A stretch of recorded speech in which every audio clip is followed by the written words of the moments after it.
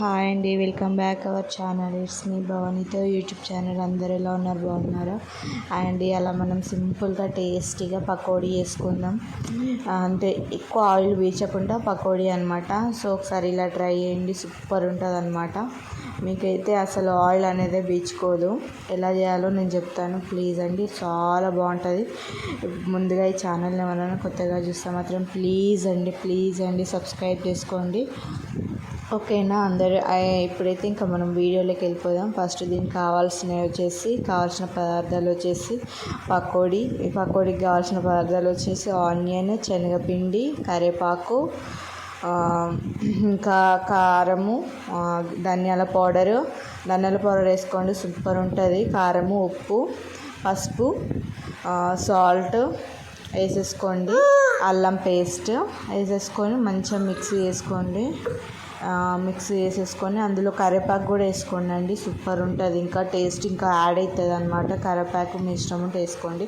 నేనైతే కరివేపాకు ప్రతి ఒక్క దాంట్లో వేస్తాను. అదంతా మంచిగా మిక్స్ చేయండి. ఎట్లా అంటే మిక్స్ చేయాలంటే దాన్ని డ్రైగా కాకుండా కొంచెం ఏంటంటే మనం లూజ్ పిండి లాగా కాకుండా కొంచెం చపాతీ పిండి కన్నా కొంచెం లూజ్గా వేసుకోండి.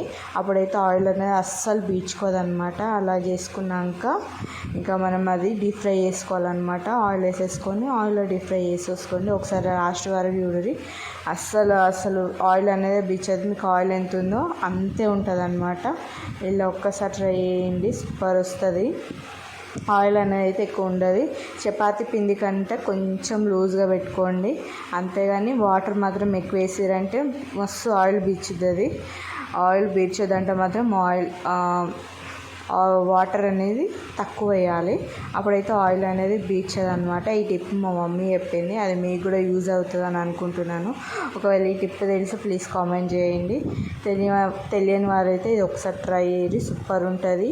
ఇది చూడండి, ఇంకా అది ఎగుతుంది అట్లా ఆయిల్లో డీప్ ఫ్రై చేసినాక ఇట్లా మంచిగా ఇంకా క్రిస్పీగా అవుతుంది అనమాట. చాలా క్రిస్పీగా వస్తుంది. మనము ఇంకా ఏమంటారు, శనగపిండి ఇంకా కొంతమంది వరిపిండి వేసుకుంటారు. వరిపిండి కూడా వేయక్కర్లేదు అనమాట, అంత క్రిస్పీగా వస్తుంది పకోడీ. చూడండి, ఈ వీడియో నచ్చితే ప్లీజ్ లైక్ చేయండి, షేర్ చేయండి, కామెంట్ చేయండి, ఓకేనా? బాయ్.